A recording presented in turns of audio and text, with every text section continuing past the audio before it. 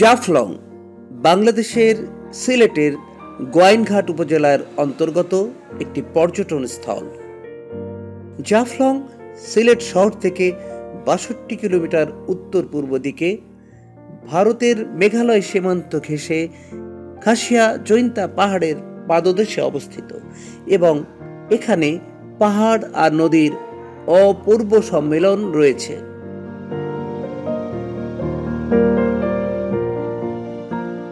পর্যটন স্থল জাফলং পাথরের জন্য বিখ্যাত।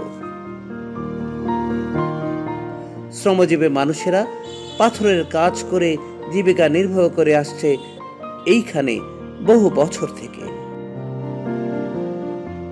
বাংলাদেশের সিলেটের সীমান্তবর্তী এলাকায় জাফলং অবস্থিত। এর অপর পাশে ভারতের ডাউকি অঞ্চল।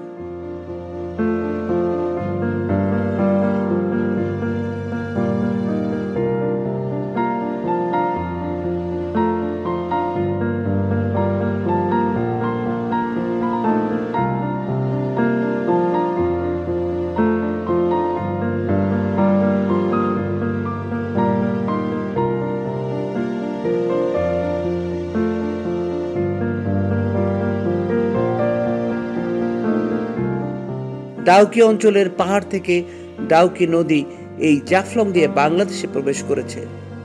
মূলত পিয়াইন নদীর অববাহিকায় জাফলং অবস্থিত।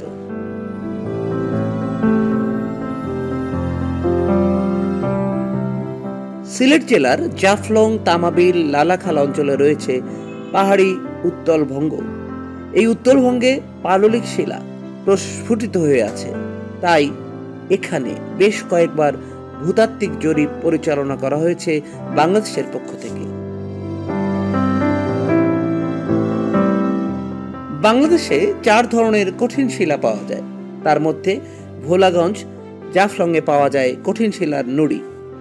এছাড়া বর্ষাকালে ভারতের সীমান্তবর্তী শিলং মালভূমির পাহাড়গুলোতে প্রবল বৃষ্টিপাত হলে ওই সব পাহাড় থেকে ডাউকি নদীর প্রবল স্রোত বয়ে আনে বড় বড় গণ্ডশিলাও।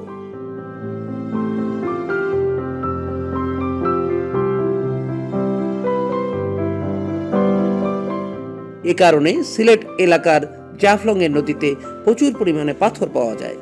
আর এই এলাকার মানুষের এক বৃহৎ অংশের জীবিকা গড়ে উঠেছে এই পাথর উত্তোলন এবং তা প্রক্রিয়াজাতকরণের মধ্যে। জাফলং এ পাথর ছাড়াও পাওয়া গেছে সাদা মাটি বা চীনা মাটিও, যদিও সেখানে মাটি বা বালি পরিশোধন করার মতো কোনো অবকাঠামো নেই।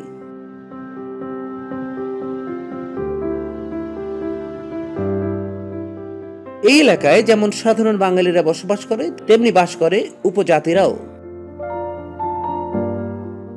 জাফলং এর বল্লা, সংগ্রামপুঞ্জি, নকশিয়াপুঞ্জি, লামাপুঞ্জি ও প্রতাপপুর জুড়ে রয়েছে 5টি খাসিয়াপুঞ্জি।